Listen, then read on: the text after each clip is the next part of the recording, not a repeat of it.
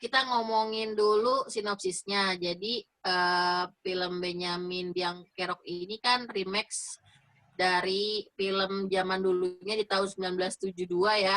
Yes. Nah, tapi apa sih nanti perbedaannya? Terus kira-kira gimana filmnya? Pertama kita ngomong sinopsis dulu. Sinopsisnya Masya Allah. Lu makin hari makin mirip sama babe lu ya. Lu guling. Enak aja empet-petan berdua. Bubar. Diam kau. Kita selesaikan dulu soal si Biang Kerok itu. Ya udah sekarang urusan lu sama si Said lu terusin. Prokolnya mana? menceritakan tentang Reza Rahardian ya yang berperan sebagai Pengki, yaitu sebagai anak orang kaya. Jadi si Reza Rahardian ini sebagai Pengki, anak orang kaya yang mempunyai ibu Meriam Belina, maknya, dan bapaknya itu Sabeni. Nah, siapa bapaknya nanti akan surprise lah ya, sesuai dengan posternya. Terus ini menceritakan, si Pengki ini menceritakan tentang bagaimana usaha dia membongkar konflik mafia, perjudian, dan pencarian harta karun ya, kalau nggak salah. Nah, tentang film ini sendiri gimana? Dari segi cerita menurut Mas Eki? Wah, kalau gue ya, dari yang pertama aja udah amazed sebenarnya nontonnya, karena dia kayak dicampur gitu kan antara teknologi filmnya kan, tapi dengan alat-alat yang seadanya gitu. Si temennya itu kan, si Aci kan. Nah, terus nyambung di kedua tuh lebih keren lagi ternyata filmnya kan, pas dilihat wah, apalagi peran si Rano Karno kan sebagai bapaknya kan, yang tiba-tiba dia dibius pakai obat tidur itu, tau-tau udah ada di lapangan lagi makan ketoprak ya kalau nggak salah. Spoiler alert nih. Biar lu kalau nggak tahu dengerin aja. Iya, ini gue dengerin. Nah, ternyata bapaknya itu kan ada hubungannya lah ya, ternyata jam yang pertama diambil sama si komplotannya si siapa, yang orang Batak itu. Hengki. Ternyata anak buahnya ya yang udah pernah ngambil jamnya, dan itu ada hubungannya sih. Yang kerennya lagi sih pas adegan ke Monas. Ya. Itu nggak tahu bener apa kagak, itu ada pintu rahasia di balik lift gitu ya kan. Tapi yang bikin anehnya tuh tiba-tiba yang jaga Monasnya nurut aja gitu, buka-bukain pintu ya kan. Ada Bang Dimas. Ada Bang Dimas. Halo. Halo kakak. Udah ada masuk itu. Ya pokoknya. Suara Om. Om suara. Suara Om. Formnya 9 lah. Udah. Itu lanjut, jangan ditahan dulu itu, kasihan udah ya, mau. Lanjut. 9. Udah red aja, baru juga cerita. Keren soalnya filmnya. Lebih keren yang kedua daripada yang ke satu malah. Tapi ya sedikit aja sih ya. Endingnya agak gantung sih sebenarnya. Dibikin agak gantung gitu endingnya. Yang satu berarti udah nonton? Oh udah. Yang satu udah nonton. Berarti yang kedua ini lebih bagus dibandingkan yang pertamanya? Baratnya 8,5 sama 9 lah. Oke. Sekarang Oka, gimana Kak? Dari segi ceritanya dulu Kak.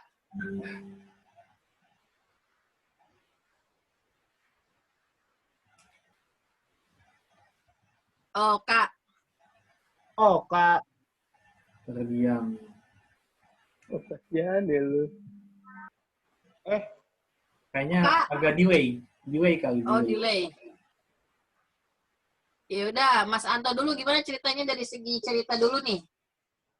Kalau dari saya sendiri, film Benyamin ini adventure-nya nggak jelas sih.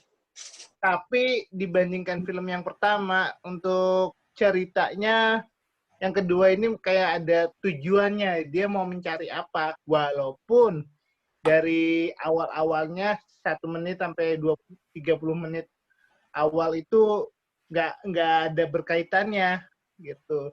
Tapi jujur sih untuk ceritanya film ini ada tujuannya sih mau ngapainnya gitu. Itu aja. Tujuannya kayaknya terpecah ya, antara sebenarnya dia nggak mau ikut-ikutan dalam geng itu, cuma karena dia pengen nyelamatin si ceweknya, mau nggak mau dia terjun ke itu. Oke, gimana Kak dari segi cerita Kak? Halo. Iya, Ya. kalau aku nonton sih belum selesai banget ya, tapi udah kayak yang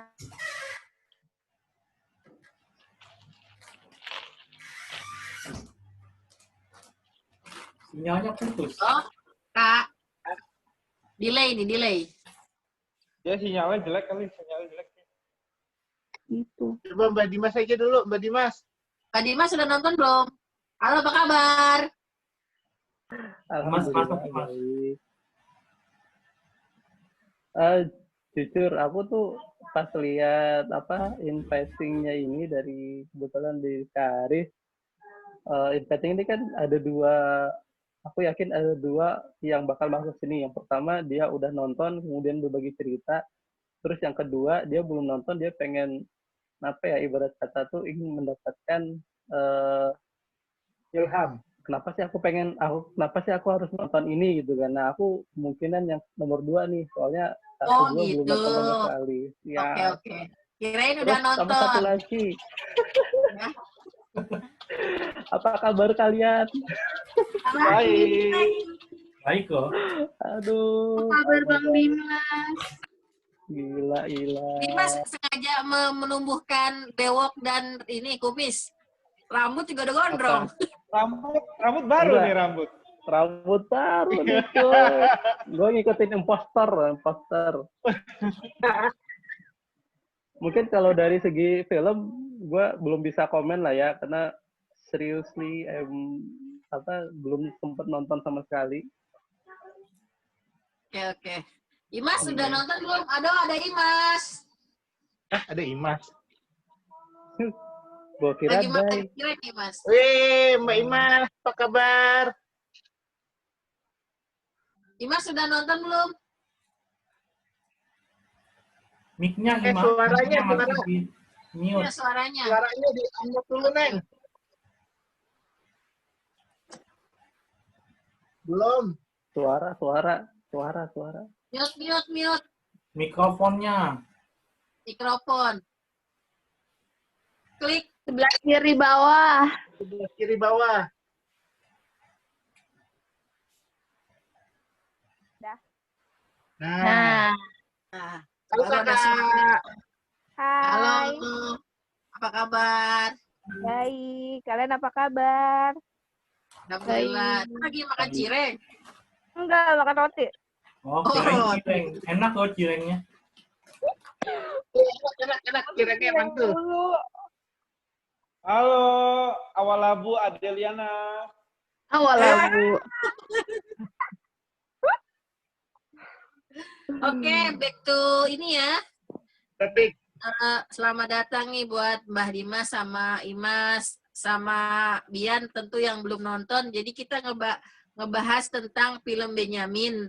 Jadi film Benyamin ini tadi Oka belum selesai cerita nih. Gimana tadi dari segi ceritanya?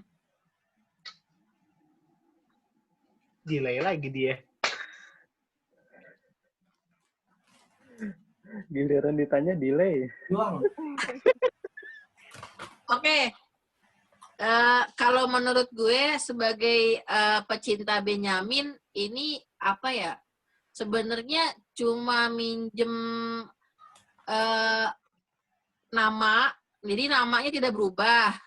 Terus kalau dari segi cerita itu beda banget. Jadi sama Benyamin yang tahun 1972 itu beda banget. Kalau tahun 1972 itu kan ceritanya si Pengki jadi supirnya orang kaya kan. Jadi dia ngaku-ngaku orang kaya tapi dia sebenarnya cuma supir gitu kan. Nah, kalau di film yang sekarang ini si Reza Rahardian namanya sama dengan Benyamin. namanya Pengki, tapi dia anak orang kaya. Itu aja dari background latar belakang aja udah beda. Jadi kalau menurut gue ini cuma remake ulang, bener-bener beda cerita gitu. Dari segi ceritanya sendiri, kalau menurut gue ini berat sebenarnya ceritanya. Karena apa? Ini unsur apa ya? Kayak perjudian, unsur apa namanya? Mafia, kayak penjualan apa namanya gadis-gadis gitu. Itu dimasukin semua sama Hanung Bramantyo di film ini, cuma dikemas dengan komedi gitu. Nah, tapi kalau menurut gue dari segi komedinya juga kayak agak garing gitu loh, cering-cering gitu. Jadi yang benar-benar bikin ketawa ya cuma yang si stand up komedi itu siapa? Si Aci Resti ya? Ya, Aci Resti sama si siapa namanya? Ajis Doa Ibu. Kalau dari segi si Reza Rahardiannya sendiri ya cering aja gitu. Kurang greget gitu. Terus di situ juga ada kehadiran banyak tokoh ya. Ada siapa namanya Rano Karno. Tapi di situ Rano Karnonya walaupun acting kayak gue ngeliat Sidul aja gitu. Sidul kok ada di film ini gitu. Jadi karena ada kayak outletnya. ada opletnya, jadi kayak maksa gitu, kayak di satu-satu ini cerita bahwa si Rano Karno ini jadi bapaknya si siapa Pengki ini gitu, kayak sebagai sesuatu hal yang dipaksain gitu. Nah kalau misalkan terus juga ada Lydia Kandau ya, di sini Lydia Kandau juga kayak perannya juga nggak terlalu apa ya, kan sebagai Aida kan kalau di film yang dulunya kayaknya centil gitu kan. Aida kan si siapa namanya kalau dulu Ida Royani ya, zaman dulunya itu. Kalau di sini jadi rocker gitu. Lela. Ya jadi rocker gitu kan. Jadi kalau Lela menurut Sari. kalau menurut gue film ini kayak mencampur adukan seluruh elemen, tapi walaupun ada tujuannya jelas tapi agak-agak maksain cering-cering gitu. Kalau menurut Mas Eki dari segi pentokohan karakter Benyaminnya kerasa nggak si Reza Rahardian dan tokoh-tokoh lainnya kerasa nggak penokohan Kalau karakternya? Reza Rahardiannya sih nggak kerasa ya, karena kan dia juga jarang yang main film komedi kayak gitu kan. Jadi mungkin memang pembawaan karakternya juga belum terlalu cocok diajak main film yang bener-bener kayak dia di luar naskah lah, bisa bikin sesuatu yang bener-bener lucu banget gitu. Terus kalau kayak si itu juga porsinya nggak terlalu banyak ya, kayak si Lelaknya juga. Karena kayaknya kok dia masih kecilnya sama pas dia udah gedenya kayak beda jauh banget kan. Nggak ada sesuatu yang sama gitu yang dilakuin karakternya. Ketika dia masih kecil yang sama si dulu masih kecil sama pas dia udah gedenya tuh beda gitu. Karakternya nggak sama yang dibangun ceritanya. Tiba-tiba dia total jadi rocker aja pas di flashback ke masa lalu kok imut gitu kan, centil-centil gitu. Tapi pas ininya berubah banget gitu. Sama ya itu sih kalau gue bilang yang karakternya kuat ya yang dua orang stand up itu yang bikin kuat. Kalau nggak ada mereka mungkin lucunya agak kurang ya, karena memang dari orang-orangnya sendiri yang mungkin tadi yang kayak bilang terlalu dipaksain gitu untuk dia jadi satu karakter yang harus sama dengan cerita aslinya. Tapi ternyata memang aslinya beda gitu kan. Sampai akhirnya juga cerita terakhirnya itu ngegantung banget ya. Nggak terlalu jelas lah habisnya, tiba-tiba di hutan ketemu sama orang yang nggak dikenal gitu. Kayak gitu sih kalau untuk karakter. Oka minta di-accept. Oka, masuk lagi. Belum ada yang masuk. Kok keluar Imas?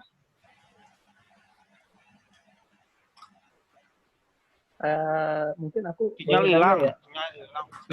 Sinyalnya. Ini belum ada yang masuk lagi nih. Kenapa Mbak Dim? Enggak, mau nanya aja. Dia di sini itu sama nggak cara pembawaan ininya sama Stupid Boss? Pak, My Stupid Boss si Rejanya. Beda. Oh beda, Oh, beda, beda beda. jauh. Beda jauh. Oh, karena kalau My Stupid Boss itu aku karakter dia tuh kayaknya pas gitu, cocok Ya, gitu. betul. Di sini tuh dia nggak lucu banget. Bukan terlalu dipaksain. Jadi Oh, terlalu kalau maksa ya berarti. Justru kalau dia menurut nggak gue- ada peran pembantu kayak si Hachi sama Ajis, itu kebanting banget. Karena yang bikin karakter kuat lucunya di mereka. Oke. Kalau di sini yang mirip tuh cuman ketawanya Reja aja Mbak Dim, mirip sama Benyamin. Ketawanya disamain. Iya, ketawanya Kita ya. disamain. Tapi kalau karakternya beda. Kalau karakternya di sini serius juga, terus lucunya ya kurang lah. Gitu. Oh, berarti dia ngambil bener-bener cuman ngambil nama doang ya buat dongkrak ya. Betul. Kalau untuk ceritanya beda sama sekali. Tapi Menurut karakter gue ya wajar jadi ya. Soalnya kalau jadi misalkan- yang disamain di sini tuh kayaknya karakter Benyaminnya tadi suara sama ketawa sama ininya juga apa sih namanya ada nyanyian. Jadi di sini ada lagu soundtrack yang dinyanyiin juga Iya, sama Kayak Reza. film-film dulu gitu, ada nyanyi-nyanyinya juga. Iya. Kebetulan di film ini cuma ada 2 lagu, di awal sama di akhir. Ending. Di awal yang apa sih yang abis Minggu. nonton bioskop ya? Iya, nonton bioskop. Itu kan karena yang pertamanya pas habisnya lagu itu kan. Terus langsung disambung pas mulainya lagu itu lagi makanya. Dan posisinya Oh, berarti sama ya? sama. Kalau yang pertama itu pas posisi habisnya lagu itu juga sama. Jadi langsung Tapi disambung. gue jujur Mbak Dim, kalau untuk lagu yang terakhir itu lagunya bagus tuh, nge-rap yang di ending. Ya, Karena yang apa? nyanyi siapa ya namanya? Rapper juga. Siapa Iwake, namanya yang Iwake. nyanyi? Bukan. Siapa lupa namanya. Pokoknya dia nge-rapnya itu tentang Indonesia. Kekayaan alam Korigor. Indonesia. Korigor. Kan. Cari dulu siapa namanya Ki yang nyanyi. Ini sambil browsing. Pokoknya yang ngisi soundtrack lagunya itu. Ya, lanjut bikin link lagi nih, mau habis kayaknya. Ya udah. Masih ada berapa menit? 7. Oh, 7 menit. Ya, jadi di sini soundtracknya tuh bagus banget Om, yang ending itu tentang kekayaan Indonesia tapi di rap gitu. Jadi kebantu di soundtrack sama tujuannya itu mulia sih sebenarnya. Soalnya kan ini pencarian harta karun juga, ending ujung-ujungnya di Kalimantan. Kirain gua di Kalimantan karena apa namanya? Mau pindah ibu kota gitu. Lah. Oke. Gak taunya. Kalau dari saya nih ya, review dari penokohan Reza Hardian sih kayaknya dituntutnya kayak bagi orang-orang kayak kita kan udah cukup mengenal ya Benyamin Sueb tuh kayak gimana. Jadi kalau misalnya kayak kalau dibilang looks like banget ya pasti kita gak bakalan mungkin dah sama dah kayaknya gitu. Tapi kalau untuk apa ya pengkarakteran sih ya udah cukup sih untuk si Reza Hardian itu. Gitu. Terus kalau untuk lagu gue kurang setuju sama si Kay. Untuk yang di terakhir ini lagunya nggak sesuai banget sama konsep temanya walaupun bagus. Ya memang jauh dari konsep. Jauh konsep lagunya. Cuma lagunya Temanya memang bagus. tiba-tiba Indonesia bersatu. Indonesia ini kok kayaknya lagunya nggak pas banget gitu loh. Walaupun bagus sih. Mungkin gini, mungkin karena filmnya itu kan dia kayak pengen ibaratnya ngambil sesuatu dari Indonesia, kekayaan alam segala macam. Kan pas tuh di Kalimantan kan memang memang tempatnya ya kan, batu bara, Iya, tambang emas juga ada. Kayak gitu sih kalau gue bilang. Karena kenapa bisa di Kalimantan kan? Karena ya di situ banyak pertambangan yang pertama. Gitu. kekayaan alam, Kekayaan alam tuh banyak itu di Kalimantan itu surganya. Kayaknya syutingnya nggak di Kalimantan deh, paling di Bekasi atau Bogor. Bogor Bisa ya, jadi, Bogor. bisa jadi juga gitu. Budget. Oh iya, gue juga ini ya, melihat banget secara detail animasi apa CGI-nya itu efek-efek kayak pas berantem, terus udah gitu ada sesuatu yang keluar dari Kalimantan itu. Pokoknya kelihatan banget kalau itu tuh animasi banget, jadi kayak ya, apa ya, kelihatan bohongnya banget gitu. Terus Iya, juga dari yang pertama juga sama sih kayak gitu. Kayak yang adegan gitu kan. Sama Gundala CGI-nya bagus mana? Oh, itu Ya, sama Gundala lah. Oh, Gundala. Berarti masalahnya masalah budget. Mereka Bisa ya, jadi. sama kayak maksimal. apa kayak terus juga pas adegan kan adegan silat Betawi ya, si apa Babe Sabeni Rano Karnonya itu kelihatan banget kalau apa sih namanya pemeran pengganti itu ada di situ pas adegan silat itu ada stuntman. Terus juga animasinya pokoknya kelihatan banget deh, jadi ya kurang greget gitu. Oka gimana Kak?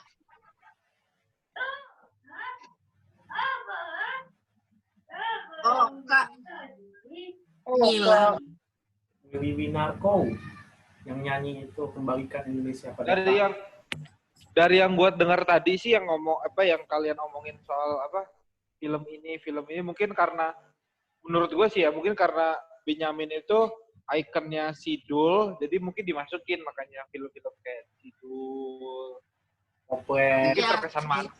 Iya, terkesan maksa, tapi kan karena emang Benyamin itu ikonnya Sidul, ya mungkin ya biar orang pada tahu suka jadi Ya benar-benar juga, emang kayak gitu kayaknya sih dimasukin. Soalnya kan Benyamin yang paling terkenal dia apa? Sidul kan? Dari semua film dia ini paling terkenal Sidul.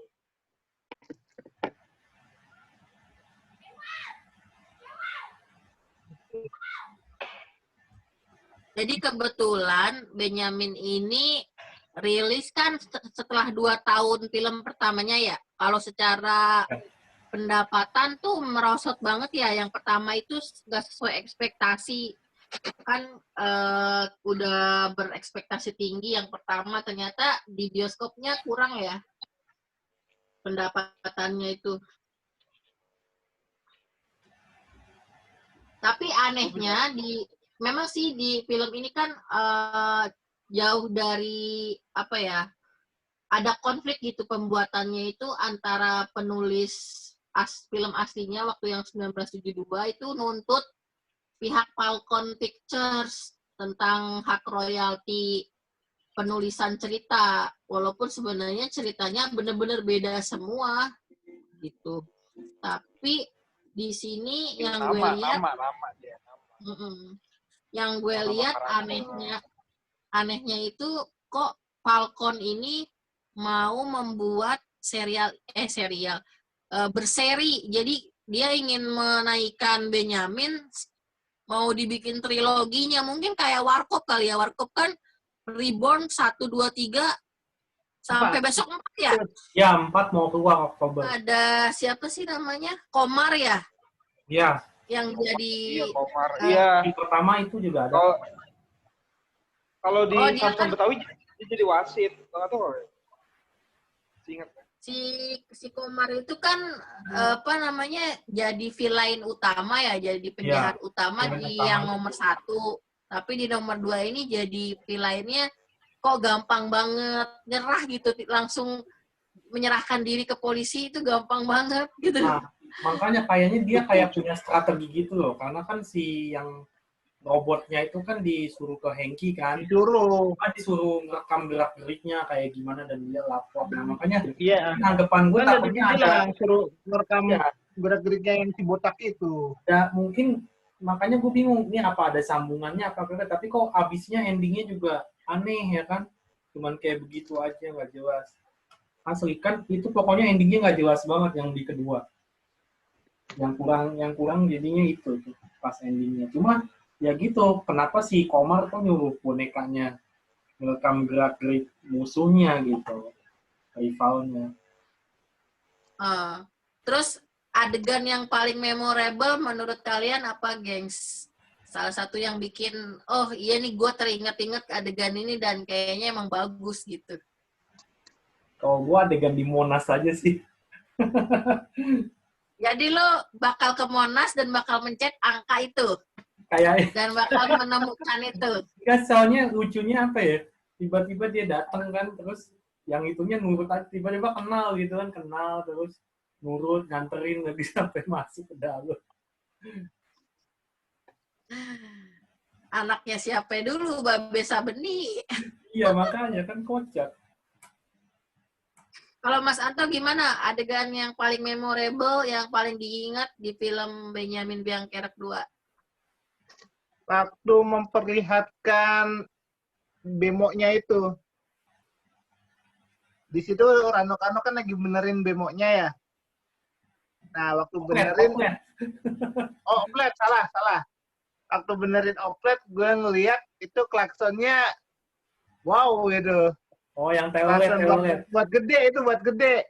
Dan itu kalau gue pikir udah pasti opletnya udah direnov abis-abisan sama si Rano Iya, Karno kan itu. film Sidul kan udah kelihatan memang direnov gitu. Ya, iya, tapi kan setidaknya kalau yang gue lihat secara ini yang bagi gue lebih berkenan, wow ini opletnya udah mewah ini. Udah bukan oplet abal-abal. Iya. Oka mana Oka? Oka adegan memorable, scene yang paling bagus menurut lo apa?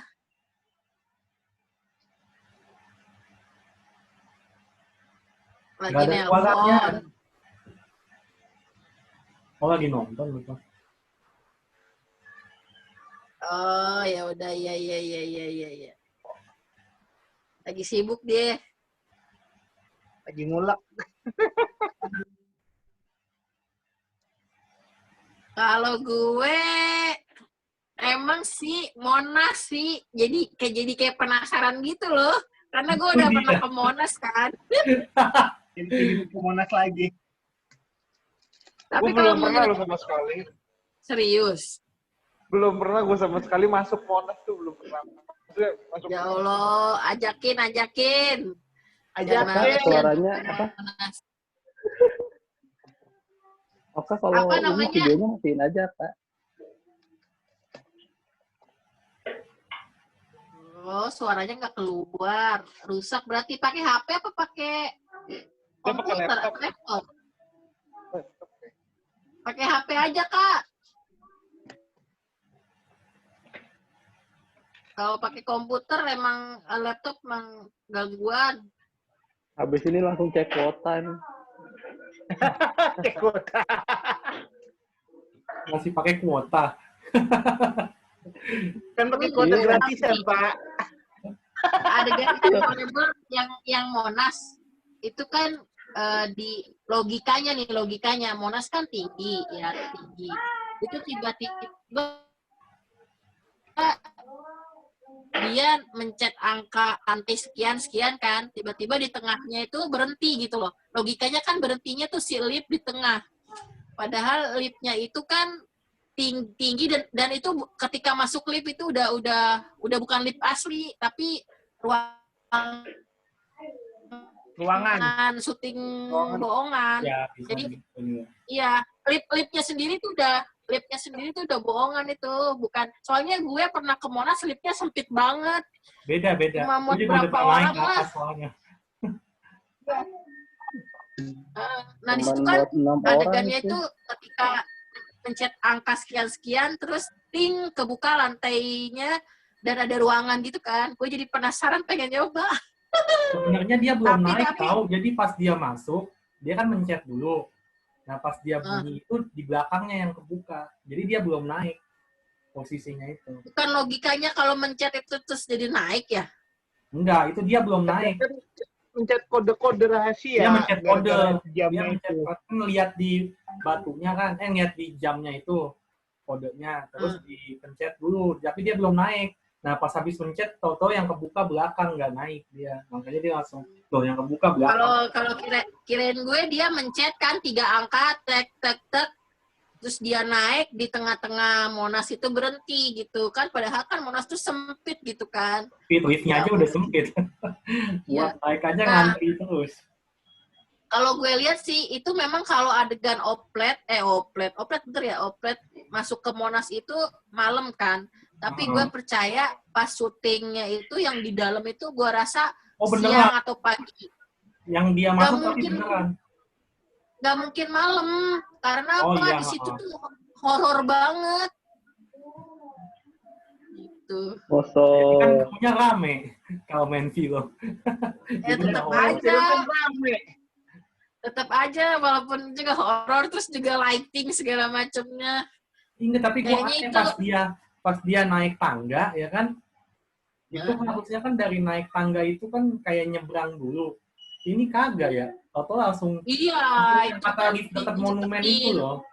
Harusnya kan ngelewatin itu dulu.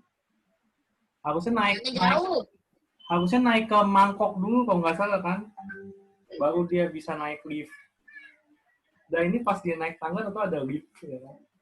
Dan depan liftnya kayaknya bukan di situ kalau gue lihat, karena beda banget liftnya. Depan liftnya itu depannya buat orang-orang nggak tahu kayak Mas Dian gitu kan bisa, oh begini bentuk dalam Monas. Gitu. Bisa jadi kan? Lu harus nonton. Nonton. Iya, penonton yang kurang tahu. Yang gue tanyain lagi, kenapa adegan dukun ya? Yang jadi dukunnya kan yang iklan apa sih, Sampurna Ijo apa sih yang jadi dukun itu loh, yang ting gitu. Yeah. Oh, Om Jin itu. Om Jin. Om Jin. Yang jadi Om Jin dukunnya, itu kenapa dia nggak pernah mau ngeliatin mukanya? Selalu setengah. Harus disensor ya. Tengah dari balik apa gitu kan mukanya dilihatinnya. Itu juga nggak tahu deh kenapa. Gitu. Mungkin harus ditonton ulang ya.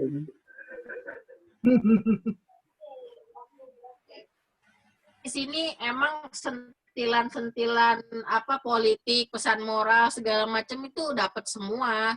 Cuma ya memang ceritanya agak absurd dipaksain gitu aja sih.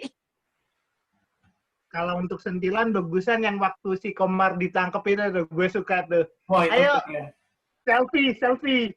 Kan lagi zamannya selfie. Woi, lu tahanan Pak, bukan di selfie. Tapi kalau gue lihat-lihat sih juga berita sekarang pada apa ya? Napi-napi pada selfie bahagia begitu ya. Ya, biasa bikin sensasi supaya ratingnya naik. Kan begitu. Tapi sih kalau untuk ini sih pesan sama sentilan sih banyak dan bagus sih. Kayak ngebantu untuk ya, yang pesen tahanan ya. Harus spring bed sekian meter, emang muat tahanannya. Terus apa sih namanya, harus ada bed cover gini gitu kan. Dia mesenkan sama robotnya kan, Bella tolong siapkan TV ya kan, siapkan ini. Emang tahanannya muat Pak, bisa kamu atur. Itu sih film bagus untuk iniannya siapa, pesan moral sama sentilannya bagus semua. Ngebantu kayak misalnya si ceritanya itu sendiri, jadi nggak absurd banget.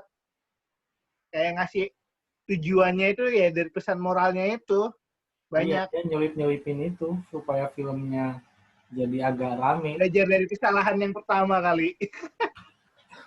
Ya, film ini tuh apa sih namanya, Hanung Bramantyo tuh memang kuat di yang kayak gitu-gitu, model-model apa sih, lebih ke drama pesan moral tuh si Hanung mah emang pasti juara lah kalau kayak gitu. Cuma ya itu tadi apa sih namanya, komedinya agak cring, jadi mau dibikin ngelucu tapi kurang lucu, paling adegan tertentu doang. Tapi mau dibikin serius juga kan ini film Benyamin gitu kan. Tapi ini better sih daripada film bucin. Kalau bikin itu nggak jelas tuh asli. Cuma di belakangnya tiba-tiba tuh ceweknya. Ya, berarti kesimpulannya kalau dari gue film ini kalau untuk hiburan monggo ditonton, masih bisa ditonton, masih layak ditonton. Atau ingin mengenang Benyamin, ya pasti harus ditonton. Kalau dari segi rate, gue kasih nilai 6/10. Gimana Mas Eki, berapa nilainya? Dan apa harus ditonton? Kalau gue ngeliat enggak? ceritanya sukanya dari ininya aja kali ya, dari kayak teknologinya gitu kan. Ya walaupun dengan dia alat yang seadanya ataupun sederhana, tapi dia bisa ngungkap ininya apa misteri di balik jam itu ya. Makanya gue sih nilai 9 itu ya dari situ sebenarnya. Oh, 9. 9-nya dari situ. Mantap. Nilainya 9. Mas Anto berapa? Kalau dari saya sendiri sih nilainya sih 6. Karena jujur sih untuk cerita kurang menarik. Tetapi karena ada pembantuan dari unsur-unsur sentilan politik maupun pesan-pesan moral, itu yang jadi nilai tambah gitu. Dan untuk lagu emang sih termasuk memorable. Yang pertama maupun yang terakhir itu memorable, walaupun yang terakhir kurang nyambung gitu. Jadi kalau nilai yang saya kasih sih paling rate-nya 6/10 sih, cukup. Dan apa baiklah kalau buat ditonton bersama keluarga gitu, rekomen banget buat barengan bersama. Oh ini loh tokoh Benyamin dulu tuh orangnya emang begini. Itu walaupun anak-anak kids zaman now kurang memahami, tapi ya bisa ngasih tahu lah kalau Benyamin tuh karakter itu ya orangnya begini. Gitu. Gimana Mbak Dim yang pernah nonton film Benyamin zaman dulu dan kenal karakternya, kira-kira nih mau nonton nggak nih?